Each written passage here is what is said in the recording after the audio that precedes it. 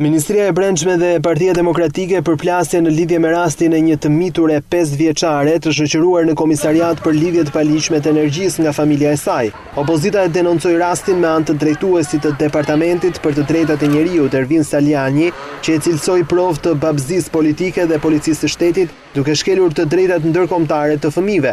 Te ky komisariat, te komisariati numër 3 në Tiranë, kanë mbajtur të shoqëruar dhe të izoluar për 8 orë me radhë këtë fëmijë, e cila nuk është më shumë se 5 vjeç, në kundërshtim me Konventën për të drejtat e fëmijëve dhe në kundërshtim me Konventën e Pekinit, mbahet e izoluar në qelinë e izolimit të këtij komisariate.